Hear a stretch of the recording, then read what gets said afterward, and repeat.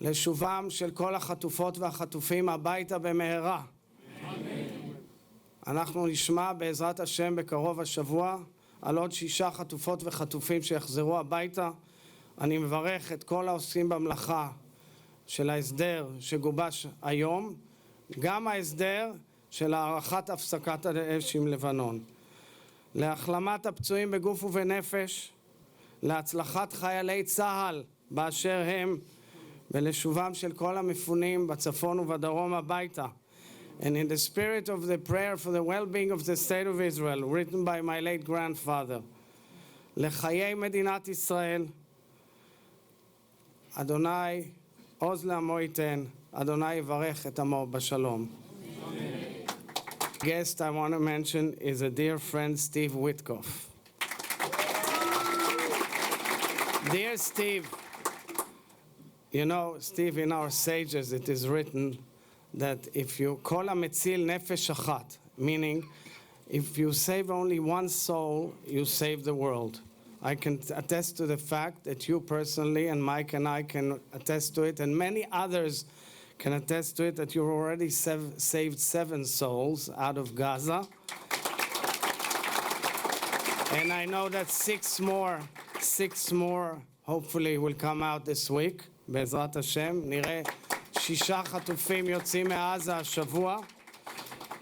And I want to wish you well in your special mission on behalf of President Trump, which is an opportunity to thank the President for his incredible commitment.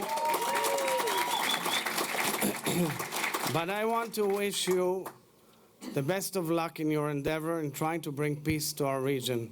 And we hope wholeheartedly שאתה תביא עוז ותביא שלום. תודה רבה לך, סטיב וויטקוף. And then, of course, I have to thank President Trump, because without him, I don't think that we would have had the deal. His strength, his fortitude, his vision. When he asked me to do this job, he said to me, we got to get these people home. And he knew, because he had been in my son's funeral, that I was a member of a very bad club, the club of parents who have buried a child. And there could be nothing worse than that, because we would all give our lives for our children. So, and to me, you know, I've met so many families in my travels, not just as a representative of President Trump, but just in my career. And I'm always comparing like my family and what it went through when I lost my boy Andrew, and what it must have been like for these families, because they've been tortured for 15 months, not knowing what was going to happen to their girls, not knowing if people were going to survive the winter. It's been agony for them. So when the president asked me to do this, I thought to myself, this will be the most worthy thing I could ever do in my life.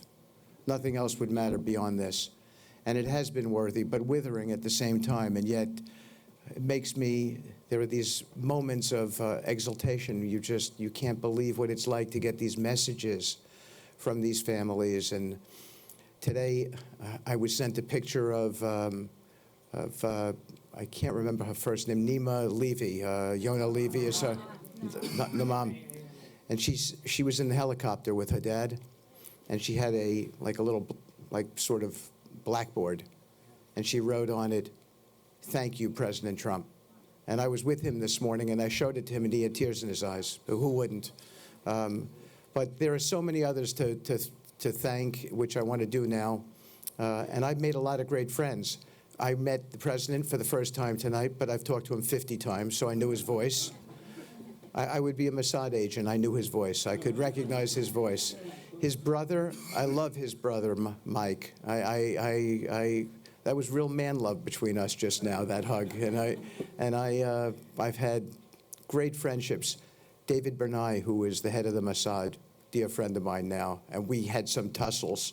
Ronan Barr, exceptional person. So, but there are so many people who were part of this, and it's a fragile agreement. It really is.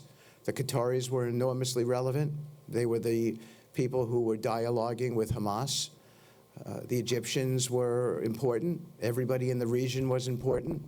Ron Dermer was outstanding. trying to negotiate between the different political winds that exist in the state of Israel.